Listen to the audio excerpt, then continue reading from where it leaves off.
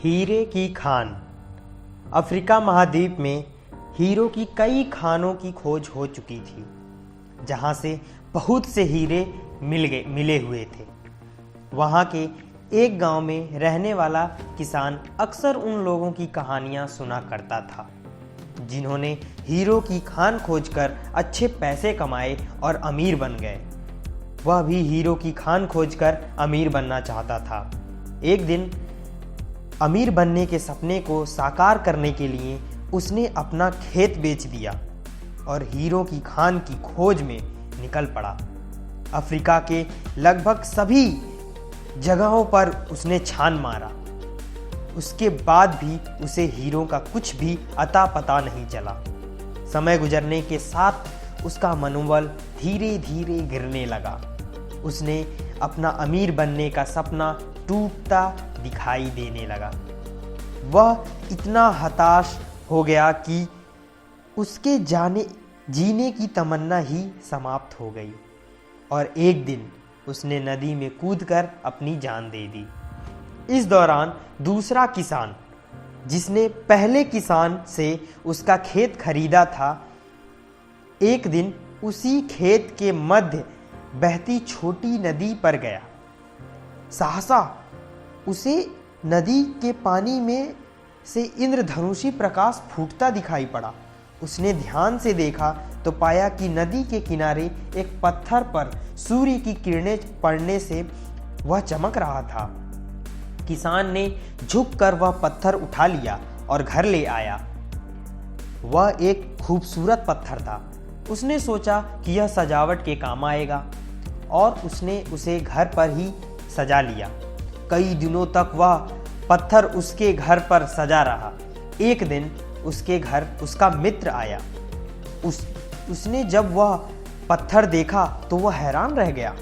उसने पूछा, मित्र, तुम इस पत्थर की कीमत जानते हो?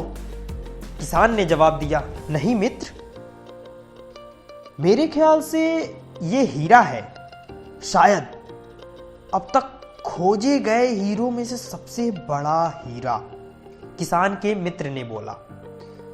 किसान के लिए इस बात पर यकीन करना थोड़ा मुश्किल था। उसने अपने मित्र को बताया कि उसे यह पत्थर अपने खेत की नदी के किनारे मिला है। वहां ऐसे और भी पत्थर हो सकते हैं। दोनों खेत पहुंचे और वहां से कुछ पत्थर नमूने के तौर पर चुन लिए। फिर उन्हें जांच के लिए भेज दिया। जब जांच रिपोर्ट आई तो किसान के मित्र की बात सच निकली।